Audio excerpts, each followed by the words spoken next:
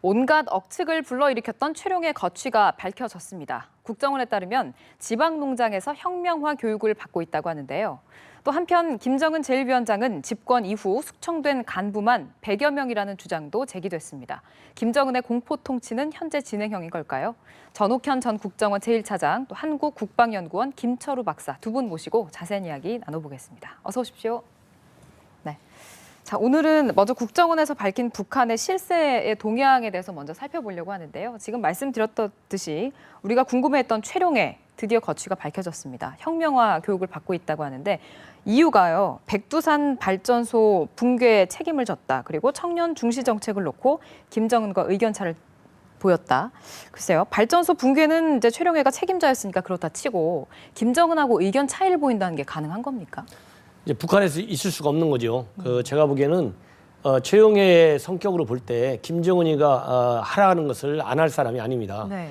장성택하고 근본적으로 차이점이 장성택이는 자기 생각을 가지고 조금 고집도 부릴 수 있고 자기 측근 조직을 만들어 나가는 스타일인데 최용해는 철저하게 충성파거든요. 예. 그렇다고 본다면 외형적으로는 백두산 그 건설 발전소 건설 문제에 관해서 책임을 추궁해가지고 저를 시켰다 이렇게 돼 있는데 네. 그런 외형상의 이유인 것 같고 더 큰 실질적인 이유는 청년 문제에 관해서 김정은의 지시사항을 아니면은 김정은이가 기대하는 것만큼 청년층이 김정은에 대한 충성심, 즉 청년층의 사상 말하자면 교육에서 네. 미진한 그런 평가를 받았다. 그게 더 원인일 것 같습니다.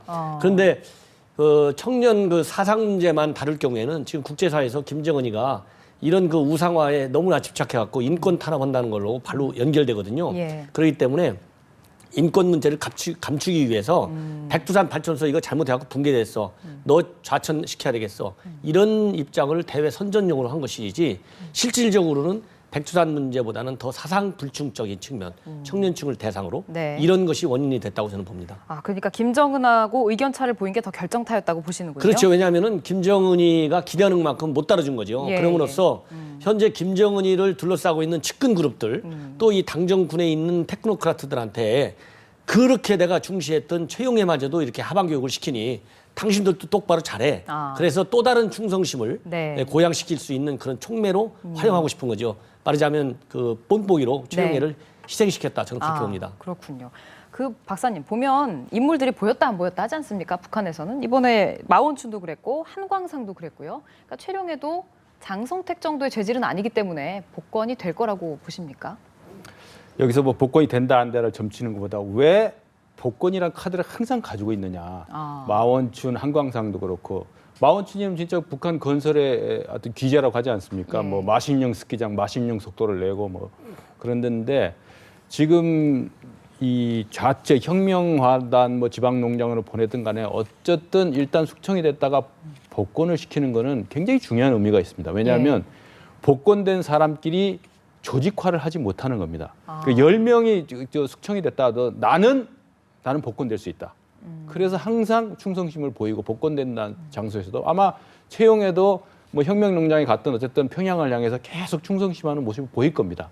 그리고 개전이 이제 있다라고 하는데 또 하나 중요한 거는 김정은의 스타일이 먼저 항상 책임자를 임명하고 마치는 시기를 임명한다는 겁니다. 그래서 네. 백두산 발전소 같은 것도 그런 측면에서 뭐가 잘 되면 자기 공이고 잘못되면 부하, 낙인 찍는 겁니다. 네. 나는 이렇게 지시를 했는데 얘가 당신들 기대에 못 미쳤다. 그러니까 이 김정은식 권력 도취 현상인 동시에 또 그러면서도 자기 아버지한테 배운 또 선대도 배운 같이 숙청된 사람들끼리 조직적 담합을 못하도록 하는 그 희망의 끈을 갖도록 하는 그 묘수 아주 술책이죠. 예. 그래서 계속 이런 자유세계에서도 최용해는 복권될 수 있다라는 그 희망의 끈을 주는 거죠. 그래서 어떤 이런 책략에 그게 변인선 작전국장이 됐던 누가 됐던 근데 쭉 전체적인 통계를 보면 네. 그 많은 사람들이 계속 숙청당하는 겁니다. 그래서 이제 그 어떤 닭장 속에 있는 닭이 계속 한 마리씩 없어지면은 끝까지 남은 닭까지 나는 아닐 거야. 나는 끝까지 살아남아. 남은 밖에 나갔다도 다시 닭장 안으로 들어올 수 있을 거야. 네. 이렇게 교육시키는 겁니다. 그 복권이라는 카드에도 그런 의미가 숨어 그렇죠. 있었군요. 예. 그 최룡해가 이렇게 지금 교육을 받고 있는 중에 김양건하고 항병선은 요즘에 공화국 영웅이라고 합니다. 예전에 있었던 그 대북 확성기를 피 흘리지 않고 제거한 공로다. 남북 고위급 협상에서.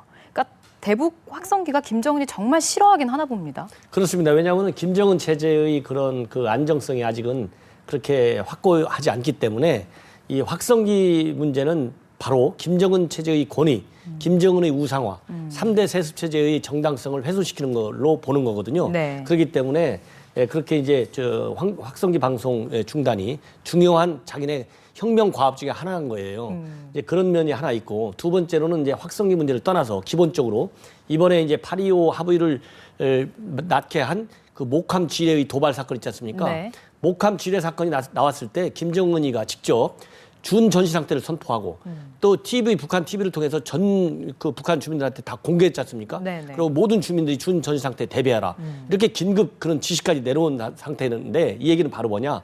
남북 간에 전쟁이 일어날 수 있는 최악의 순간까지 와 있다는 겁니다. 여기서 자기네가 이겼다는 거죠. 말하자면 승전의 영웅들인 겁니다. 그래서 그러기 때문에 그런 승전의 영웅으로 이렇게 지켜 세워가지고 북한 주민들로 하여금 김정은이만 믿고 따라가면 네. 당신들 세상이 인민낙원이 올 수 있다. 이런 능력을 가진 지도자다. 이런 걸 보여줘가지고 새로운 우상화 작업을 시작하고 새로운 충성심을 유발시키려고는 네. 즉 공포정치의 이런 반대편에서 이렇게 배려해주는 입장을 보여주는 것이죠. 그래서 이 그 두 사람, 이 황병선은 군사적인 측면에서의 영웅, 네. 전쟁에서 이겼다는 거죠, 말하자면. 네, 네. 그리고 김양건이는 전쟁에서 전면전으로 비화시키지 않고 확성기를 제거함으로써 협상에 의해서 또 승자가 됐다. 그래서 이 두 사람을 영웅시해가지고 네. 다른 테크노크라트들도 잘만 해라. 그러면 이렇게 영웅 대접을 받는다. 그래서 무제한적인 충성심을 유발하는 카드로 쓰려는 그런 정치적인 계산이 깔려있다, 이렇게 봅니다. 예, 지금 교수님도 전쟁이라고 잠깐 표현을 해주셨는데 8.25 합의를요, 북한에서는 8.25 대첩으로 명명했답니다. 합의지 이게 전쟁은 아니잖아요. 왜 그럴까요? 우리 그 역사 교과에서 나오는 강감찬 장군의 살수 대첩, 예, 무슨 대첩, 그게 큰 생각나더라고요. 전쟁에서인데, 이게 여기서 중요한 포인트는 아까 차장님께서 말씀하신 대로 이 3일간의 마라톤 협상할 때 8.25 대첩이라고 그랬잖아요. 그러니까 네. 자기들 합의를 끌어낸 날을 대첩이라고 그랬어요. 그러면은 3일 동안 마라톤 협상이 길어진 이유는 김정은한테 계속 지시를 받아서 한 거거든요. 그래서 그 대첩의 승전 장군이 누구냐? 최고사령관 김정은이다는 거죠. 그래서 그 사람들을 통해서 그 영웅칭호를 해주면서 결국은 나의 전쟁 지도력, 그 어떤 대담성, 이런 거를 포장하기 위한 선동 수단입니다. 그런 네. 메시지가 돼 있기 때문에 우리는 그 뭐 대첩이라고 됐던 뭐 대승이라고 했던 그 용어에 너무 집착하기보다는 네. 이런 그 황병서나 뭐 김양건이 됐던 뭐 최영화 됐던 그 최영애도 보면은 뭐 아시안 게임 할 때는 뭐 직접 내려보내기도 했지 않습니까? 이른바 4인방이라 하고 말이야. 그런데 중요한 거는 그 모든 게 이른바 북이 말하는 최고 전엄, 나의 어떤 작전적인 지도 지침을 충실히 따르는 사람은 이렇게 영웅칭호를 받는다. 그리고 그 북한이 용어 선점 전략 같은 게 있어요. 용어 혼란 전략도 있고. 예. 8.15 합의지 무슨 대첩입니까? 그러면 전쟁을 일으킨 것은 자기들이라는 어떤 자가당착적인 논리예요. 그러니까 자기가 그 DMZ한테 목함지뢰를 절대 설치하지 않았다 그래놓고 이제 와서는 이제 뭐 대첩이다. 그럼 전쟁을 기획하고 승리했다는 거죠. 예. 기획자, 도발자는 누구냐? 결국 나다. 그랬다는 거죠. 그래서 어쨌든 그 김정은 체제가 나름대로 그런 어떤 자기 부하나 파워 엘리트들을 장기판의 그 조리나 장기판의 어떤 희생양으로 삼는 그거를 우리가 정확하게 직시해야 된다. 네. 그렇게 봅니다. 그렇군요. 그들 표현에 의하면 이제 8.25 대첩에서 어쨌든 아까 말씀드렸던 그 황병서나 김양건이 이제 영웅이 됐다는 거 아닙니까? 근데 이 정도 영웅 호칭까지 받았으면 김정은의 공포 통치로부터 안전지대에 있다고 봐야 됩니까? 아니면 그것도 불안한 겁니까? 아니죠. 그러니까 이제 김정은이가 너무 공포정치를 하다 보니까 지금 김정은 이번 유엔 총회에서도 국제 형사재판소에 세워야 된다. 이렇게 다시 또 유엔 결의가 나오지 않습니까? 네. 그렇기 때문에 이런 공포 정치를 바탕으로 하고 그러니까 이번에도 김양건이나 황병선은 영웅칭호를 해줬지만은 네. 그 밑에 현지 일선 그 지휘관들은 상당수를 좌천시켰어요. 김영철이 하나 빼놓고. 예. 그 바로 뭐냐? 자기가 승전했다 이런 걸 주민들한테 선전하기 위해서 김영철이 하나는 살려준 것이죠. 네. 그러나 나머지는 잘못했기 때문에 다음에라도 이런 대남 군사 도발했을 때 현지 지휘관들은 어영부영하지 말아라. 강력하게 우리 한국의 응징이 있을 때는 다시 보복하고 또 지연보 같은 거 하지 말고 일사불란하게 말하자면 대남 전쟁을 수행해라 이런 메시지를 줘야 하기 때문에 공포 정치도 밑에 바닥에 깔려 있고 이번에도 했다. 대신 공포 정치와 같은 그런 숙청 처벌이 대외적으로 지나치게 부각될 경우에는 다시 역시 김정은이는 공포 정치 하나밖에 모르기 때문에 반드시 국제 형사재판소에 서야 된다. 이런 여론이 또 다시 또 수면으로 올라오거든요. 네. 그렇기 때문에 그걸 가능한 한 좀 줄이기 위해서 김양건이하고 황병서를 상당히 축켜 세운 겁니다. 그렇다고 공포 정치는 없어진 게 아니고 계속 살아있다.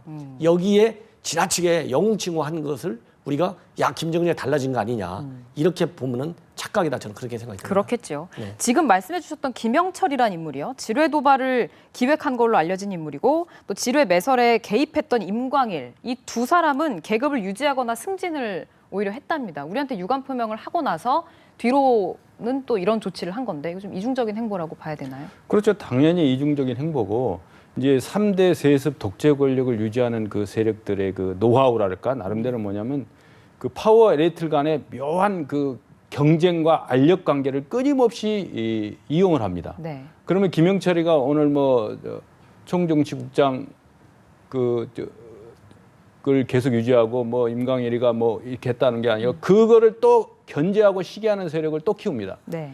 그래서 늘 그 100여 명의 숙청의 역사를 쭉 보면은 계급장 정치라고 계급장을 붙였다 떨어뜨렸다 그러고 하는 그런 걸 봤을 때 이 독재 권력에서 우리가 중요하게 보면 당정청 당하고 정보기관 특히 국가안전보위부라든가 정보기관 특히 당에서는 그 조직 지도부의 그 역할이 상당히 이렇게 중요하거든요. 예. 군이라는 것은 당해 군대이기 때문에 계급이 뭐 김영철이가 계속 총경찰국장을 계속 유지하느냐 안 하느냐 이것이 중요한 게 아니고 그 어쨌든 내부의 알력 관계를 지속적으로 유지한다. 그래 눈이 보이지 않는 그 군내 보위사령부나 보위 조직들을 통해 가지고 계속 서로 간의 경쟁 관계를 일으킨다. 그래서 눈에 잘 보이면 출세할 수 있다라는 어떤 그 속임수 그런 것도 이용하고 봅니다. 그래서 김영철이가 계속 가느냐? 과거에 이영호도 그랬고 그 김정일이가 죽었을 때 운구차를 호위하던 세력 사실상 김정은이 하나만 남고 다 제거됐습니다. 그렇죠. 네. 그래서 이런 군인 군부가 센 것처럼 자꾸 묘사를 하는데 군부는 김정은의 명령 하나면 그리고 어떤 지시 한 명이 또 변덕스러운 마음가짐 하나 가지면 언제든지 제거될 수 있습니다. 그래서 네. 그런 그 당과 군과 그 보위기관 간의 상호 견제와 알력 관계를 끊임없이 이용한다. 그걸 잘 봐야 됩니다. 예. 제가 이제 하나만 더 추가시키자면요. 네. 지금 이제 장성태가 쉽게 얘기해서 제1차 권력투쟁에서 희생됐다면 제2차 권력투쟁에서 최용해가 희생됐다. 예를 들어 황병서, 지금 우리 김 교수님 말씀하신 대로 보위부장이 김원호, 네. 최용해 이 3자전에서 이제 두 번째로 최용해가 날아간 거죠. 그러면 이번에 황병서하고 김양건이한테 공화국 영웅이라고 했잖아요. 확성기 수고했다고 그랬지 않습니까? 네. 그러면 잘못하면 김정은이가 또 우리가 용인할 수 없는 정도의 대남 도발을 했을 때 우리가 확성기를 다시 틀 수 있는 8.15 합의 조치에도 내용이 다 들어가 있습니다. 네. 그러면 다시 확성기를 틀면 우리가 이제 김양건이가 황병서가 또 갈 기회가 왔다. 그래서 제가 보기에는 황병서와 김양건이의 목숨도 얼마 남지 않을 수 있다 이런 생각을 해봅니다. 영원한 안전지대는 없네요. 북한에서는. 예. 그 두 분 다 공통적으로 말씀해 주셨습니다. 김정은이 참 오락가락하고 계급장 띄었다 붙였다 해주는데 숙청한 사람만 보면 당, 군, 내각 간부 합쳐서 100명 이상이랍니다. 지금 4년밖에 안 됐는데 100명 이상이면 거의 평균적으로 매년 25명 정도가 숙청당했다는 건데 그 많은 사람들이 대체 무슨 이유로 다 숙청이 됐을까요? 뭐 장군만 해도 어쨌든 우리는 뭐 430명밖에 안 돼요. 일단 1,700여 명 됩니다. 네. 뭐 많아요. 그래서 뭐 거기는 계급장 널뛰기 갑자기 뭐 올라가는 것도 많고 올라갔다 하면 다시 내려오는 그런 게 많은데 이 앞으로 그러면 이런 게 더 계속될 거냐? 더 계속된다고 봅니다. 이 전체적인 추세가 외형적으로는 안정적인 거로 같지만은 네. 그 내면적으로는 굉장히 불안한 상태가 계속되는 거죠. 근데 이제 중요한 거는 그 파워 엘리트들이 마인드가 자기는 아닐 거라고 생각합니다. 네. 그렇기 때문에 조직적인 저항을 하지를 못하는 거죠. 그래서 앞으로 그러나 어떤 임계점에 가면은 그 철사를 구부렸다 폈다 하면 이게 강한 가지고 안 부러질 것 같고 어느 인계절 가면 탁 부러집니다. 네. 그래서 그런 상황이 올 수도 있다. 그래서 항상 그 희망의 끈을 어떻게 관리할 것인가는 그 외부 세계의 압력과 체제 내부에서 증폭되는 불만 이런 것이 작용하지 않나고 봅니다. 그래서 숫자가 중요한 게 아니고 앞으로 그 수준은 계속 늘어날 거다. 그러나 중요한 거는 파워 엘리트들이 나는 아닐 거라고 늘 생각하는 이게 큰 약점으로 될 거라고 봅니다. 이런 말씀 들을 때마다 북한에선 참 높은 자리에 있는 사람들도 늘 불안할 것 같다는 생각이 듭니다. 아닌 게 아니라 핵심 계층이 김정은 체제를 못 견디고 이탈하는 경우가 많다. 회의적인 시각이 확산하고 있다고 하거든요. 공포 정치 때문일까요? 그렇습니다. 이제 공포 정치가 이 기본적으로 그런 그 영향을 많이 준다고 봅니다. 왜냐하면 정상적인 국가 체제에서 김정은이와 같은 이런 공포 정치, 처형하고 계급장을 띄었다 붙였다 하고 지 마음대로 통치하는 나라는 이 세상에 단 하나도 없어요. 네. 그렇게 마음대로 하려면 시스템 안에서 하는 거지. 근데 김정은이 시스템 밖에서 하거든요. 그렇기 때문에 지금 말씀하신 대로 나는 아니지 했는데 다 당하거든요, 결국. 네. 그렇기 때문에 김정은 체제를 떠나야 되겠다. 이러다 보니까 이제 고위 인사들이 떠나는 것이죠. 현실적으로 공포 정치의 대상이 되고 싶지 않은 거고, 더 중요한 것은 김정은이 체제의 안정성이 현재도 확보되지 않았지만은 지금 같은 공포 정치, 지금같이 국제적인 고립이 심해서 자기가 얘기하는 어떤 경제 특구 개발 계획이 성공할 가능성이 없고 핵과 경제 병진 노선도 성공할 가능성이 없다. 그러면은 체제의 전망이 굉장히 불안하면 네. 그 안에서 있는 고위 공직이든 당이든 군이든 있는 사람들이 자기 개인의 신상에도 불안한 겁니다. 왜냐하면 네. 체제의 운명과 같이 가기 때문에 그렇게 체제의 미래성이 안 보이는 거죠. 그러니까 이럴 바에는 내가 이 안에서 언제 죽을지 모르는데 차라리 대한민국으로 가서 망명이라도 하자. 이러다 보니까 이제 고위층의 탈북 현상이 과거보다 좀 많아지는 네. 이런 그 양상을 보이고 있다. 저는 그렇게 봅니다. 그렇군요. 자, 이런 가운데 제가 오늘 마지막으로 여쭙고 싶은 건 반기문 유엔 사무총장의 방북 과연 가능할까입니다. 연내 성사될 수 있을까 궁금한데요. 어떻게 전망하십니까? 그러니까 반기문 총장도 유엔 대표부에서 김영삼 전 대통령 그 조문하면서 그 기자들한테 밝혔지 않습니까? 네.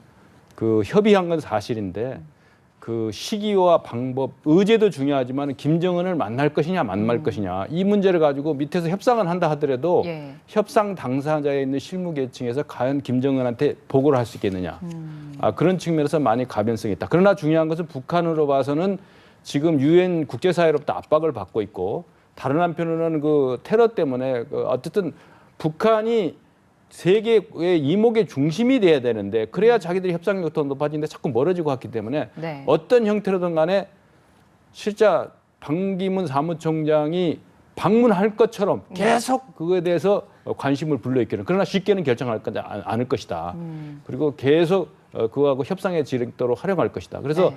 자칫 잘못하면은 좋은 의도로 순수한 의도로 방북하려고 하지만은 네. 그 기간이라든가 의제라든가 결정적으로 김정은을 만날 것이냐 안 문제를 쓰고 계속 줄당기를 하면서 협상의 지렛대로 활용하지 않을까 이렇게 봅니다. 교수님은 어떻게 보십니까? 네, 제가 보기에도 이제 김정은이가 그렇게 쉽게 반기문 총장이 됐든 누가 됐든 외국 정상이든 네. 그렇게 쉽게 오케이를 안 합니다. 특히 제가 보기에는 이제 반기문 총장의 방북은 우리 남북 관계의 추이와 연계돼서 김정은이가 계산을 하고 있을 것이다. 네. 북중 관계보다. 네. 왜냐하면 남북 관계가 잘 안 움직이면 반기문 총장의 방북 카드를 활용해서 한국을 흔들어 보는 거예요.